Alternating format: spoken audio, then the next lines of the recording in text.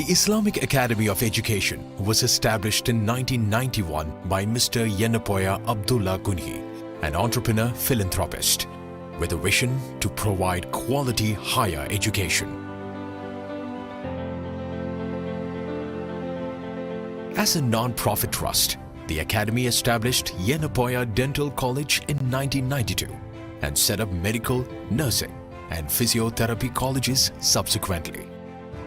Over the years, institutions developed by this trust have created a niche in healthcare education not only in hinterland of Mangalore but also across the globe. In recognition for this contribution to the education system, in the year 2008, the Ministry of Human Resource Development, on the recommendation of the University Grants Commission, conferred the deemed to be university status. Yenapoya University thus became the first unaided deemed university to be established in the Dakshina Kannada district of Karnataka. The university, following the accreditation in 2015 by the National Accreditation and Assessment Council with an A grade, has diversified its academic prowess and scope by establishing Yenapoya Pharmacy College and Research Center and Yenapoya Institute of Arts, Science, Commerce and Management in the year 2017, the Yenapoya Ayurveda Medical College and Hospital and the Yenapoya Homeopathy Medical College and Hospital in the year 2018, the Yenapoya Institute of Allied Health Sciences and the Yenapoya College of Naturopathy and Yogic Sciences in the year 2021. Yenapoya University has secured accolades by various national and international certification and accreditation agencies, the significant ones being consistent ranking within 100 by the NIRF for 3 consecutive years. ATL ranking of institutions on innovation achievements by the Ministry of Education on 2 occasions under self-finance or private institutions category as an endorsement for the innovation and entrepreneurship development efforts among students and faculty of the university. The university has also been ranked with 4-star grading in KSURF Young University category in 2019. In recognition of contribution to the new knowledge generation, the university has been ranked among the top 50 institutions in India in the SCI MA Geo Institutions ranking consecutively during the last 2 years. There are multiple faculties of study in the university.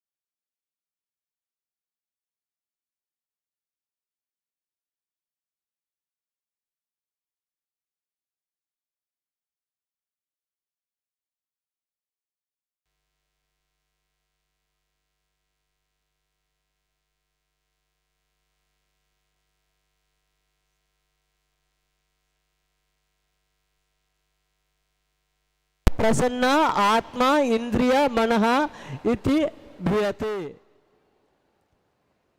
Remember, yesterday I told there are sapta dhatus. To maintain physical fitness, we are supposed to maintain components of the body, sapta dhatu. Samadoshaha, samadagnischa, samadhatu, malakriya, prasanna, atma, indriya, manaha, itihi swastate. Remember, there are three important words. Prasanna. Prasanna means what? Are you satisfied yourself with your breakfast? If you are satisfied with your breakfast, your sensory organs will become satisfaction. Indriyas, sensory organs, manaha, indriya, atma, self-satisfaction.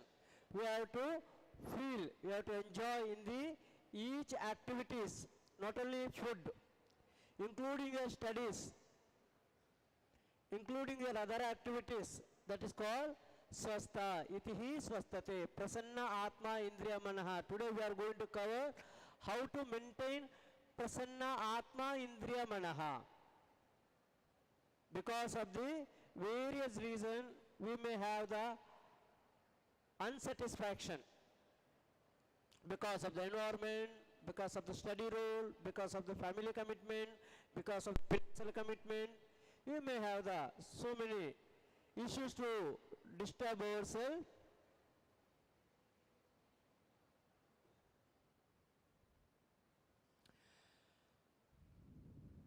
Mental well-being, that is a part of the healthy life. Remember, already yesterday there is one presentation, how to prevent suicide thought. Mental well-being is a part of the healthy side, mental health. There are various techniques are there to manage your mental steadiness. Yesterday I told, by doing yoga asanas, you can maintain steadiness. Stiram Sukham Asana, steady, comfortable posture will give the mental steadiness as well as physical steadiness. I told to do the Vrikshasana. Many of you are not able to balance because of the unsteady of the mind. If you are mentally steady, you can maintain physically steadiness. Therefore, asanas, doing asanas, one of the best method to achieve mental steadiness. Manaha prasannopaya yogaha. To calm down our mind, yogic practice, one of the techniques or method. Manaha prasanna upaya yogaha. How to prasanna, how to satisfy, how to maintain steadiness? By doing simple yogic postures, pranayama practice, also relaxation techniques.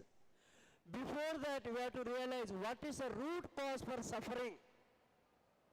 Most of the time we are already told, we are not bothered, we are not trying to identify what is the root cause.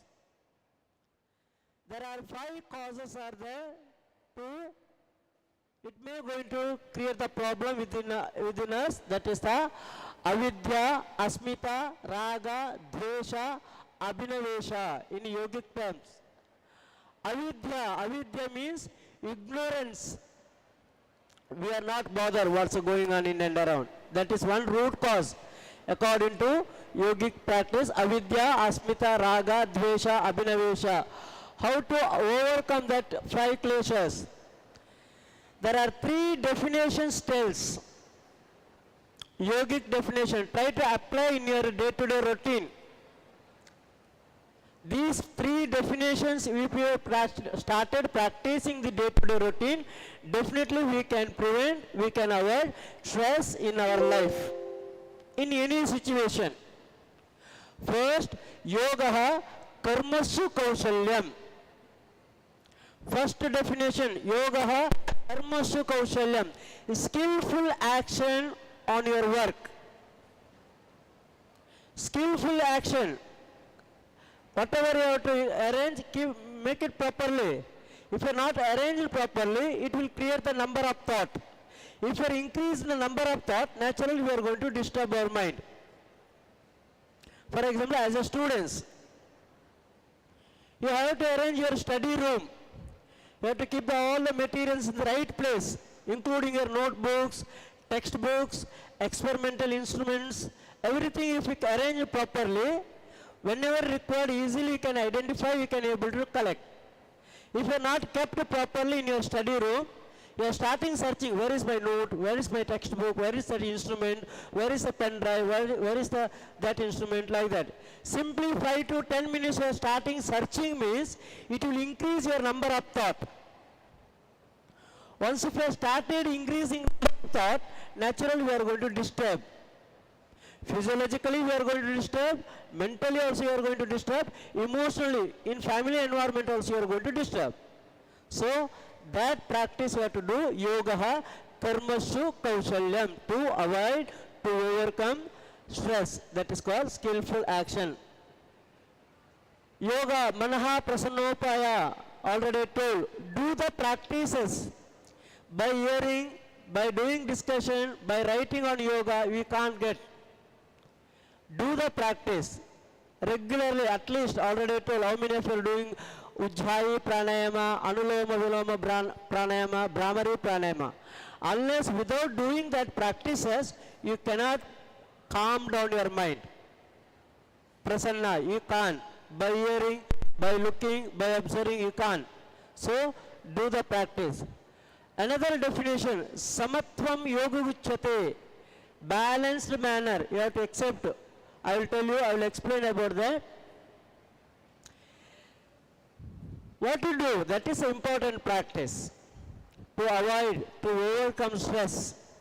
First you have to accept these 8 limbs of the yogic practice. Ashtanga Yoga Anushasana. 8 limbs of the practice. What is that 8 limbs? Yama, Niyama, Asana, Pranayama, Pratyahara, Dharana, Dhyana, Samadhi. 8 limbs you have to experience in the day-to-day routine. Already told, 3rd limb asanas. Yesterday I demonstrated some asanas. How we can maintain entire body on your tip of the head. Unless without steadiness, mental steadiness, you can't maintain physical steadiness. Pranayama I told, as per your breathing flow, your mind will become steady. Chale vate, chale chittam. Do it pranayama regularly. Before that, you have to do yama and niyama practice. What is that yama and niyama? That is a moral attitude in the day-to-day routine. You have to practice. For example, in the yama,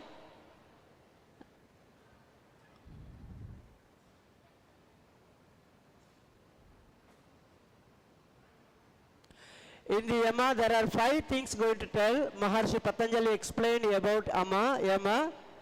Ahimsa, Satya, Asteya, Aparigraha, Brahmacharya. Once if you started practicing these 5 limbs, 5 parts in the day-to-day routine, naturally we can prevent stress. For example, doing non-violence. Practice non-violence. Don't harm to anybody. Don't do any violence in the day. From morning to night. Don't do violence. Either physical, oral or mental. Don't do violence. By doing violence, definitely we cannot maintain peaceful mind. For example, physical violence, don't do. Don't harm to anybody. Oral, by using abused words, don't harm to anybody. Also, don't enjoy violence by watching videos. By watching harmful videos, don't do. This is a part of the stress management, remember. Second, Satya, truthfulness, speak truth, always. Don't tell false. If you started telling false, naturally it will increase the number of thought. You can't maintain steadiness. Ahimsa, Satya, Asteya. Asteya means non-stealing. Aparigraha means non-attachment. Brahmacharya means moral life or moral family relationship. These things if you are managed in the day-to-day routine, naturally we can able to maintain, we can avoid stress. Also niyama, saucha, santosha, tapa, swa, adhyaya, ishvara pranidhana. Okay.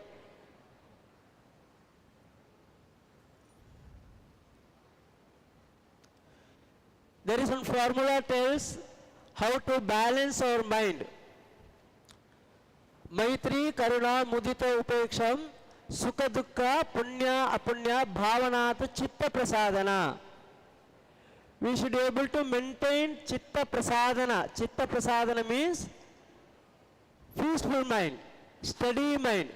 In any situation, Sukha, Dukkha, Punya, Apunya. Sukha means what?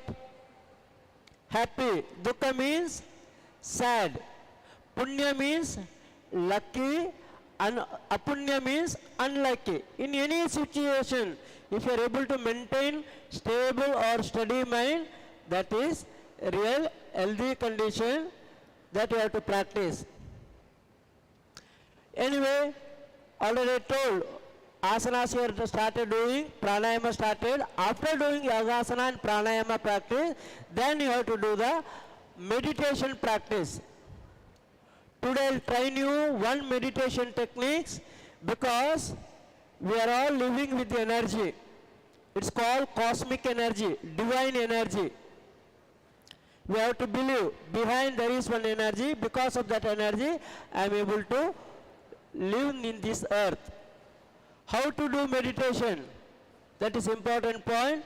I will train you one meditation techniques today. Okay?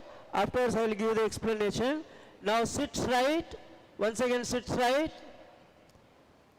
Keep your things separate. Don't keep your things on your thighs. Bag, mobile, instruments, books. Don't keep it to yourself. Keep it separate. On the chair ಬೇಕಿತ್ತು. ಬೇಡ. No. Okay, yesterday I told you, you have to perform one asana. It's called swastikasana. How to do swastikasana? You should fold the left leg, then fold the right leg, like this. Keep the both knee on the floor. This is the right posture to maintain steadiness. Yesterday I told you, if you are sitting like this, you can't do anything. You can't concentrate. You can't do complete inhalation and exhalation. You can't maintain steadiness physically as well as mentally. So, first learn to sit properly on the floor.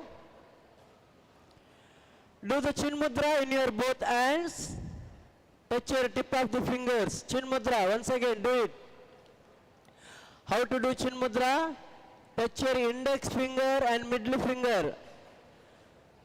You can feel your pulse in the tip of the finger. Keep your chin mudra on your knee. Keep your back straight. Without support, don't take support from the chair. Gently close your eyes. Close your eyes. Concentrate on the tip of the finger. Feel your pulse. Slowly inhale.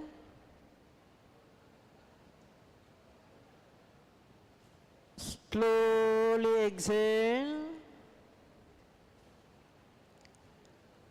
Repeat 10 rounds breathing.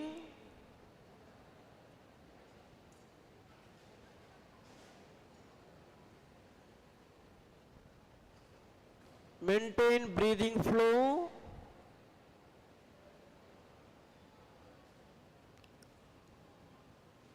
Count your breathing up to 10 rounds.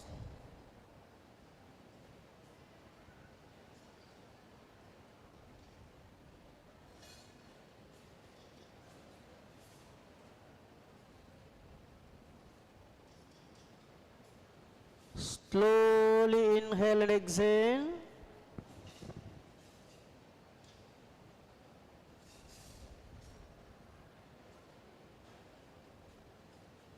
Yes, slowly open your eyes. After finishing this practice, then you have to do the Anuloma Viloma Pranayama. Then you can start meditation practice. How to do Anuloma Viloma Pranayama?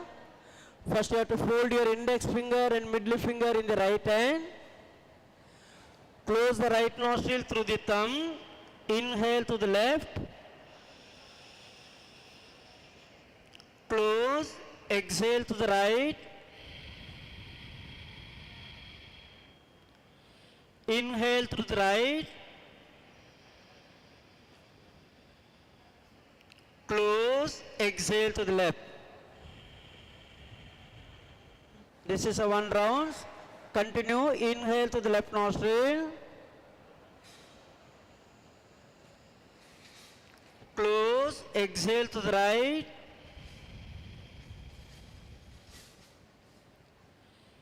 Inhale to the right nostril. Close. Exhale to the left. 2 rounds over. Inhale to the left. Close. Exhale to the right. Inhale to the right nostril. Close. Exhale to the left. 2 more rounds. Inhale to the left nostril. Exhale to the right. Inhale to the right nostril. Exhale to the left. Last round. Inhale to the left. Exhale to the right. Inhale to the right nostril. Exhale to the left. Yes, bring down your right hand. Remember, in the last class I told, we are collecting energy from the nature, from the environment. That's called 5 elements of the energy, Panchabhutas. This energy will flow or channelizing in our body through the nadis. Therefore, you have to do the Nadi Shodhana Pranayama or Anuloma Viloma Pranayama. After doing pranayama, then you have to do meditation practice. What is the meditation? There are 3 things you have to manage in the meditation. First one comfortable posture. Any comfortable posture on the chair, by sitting like this, by doing Vajrasana, Padmasana, there's 3-4 asanas are there. That's called meditative postures. Padmasana, Siddhasana, Vajrasana and Sukhasana or Swastikasana. In the posture, first you have to learn to maintain your sensory organs. Control on your sensory organs, it's called Pratyahara. After pranayama, then you have to learn to control your sensory organs. Pratyahara. Try to involve your sensory organs internally. For example, something's going on in and around, but you should not bother about that. You should conscious yourself, especially internally. Somebody moving in and around, don't visualize. Just turn to internally. That's called control on your sensory organs. That's called pratyahara. Then dharana. Dharana means focusing on one objective. Focus on one objective. For example, now I will introduce one meditation technique, Vipassana meditation. In the Vipassana meditation, you should focus, you should concentrate on your breath. Just breathing flow. No need to do any mechanism, any procedure.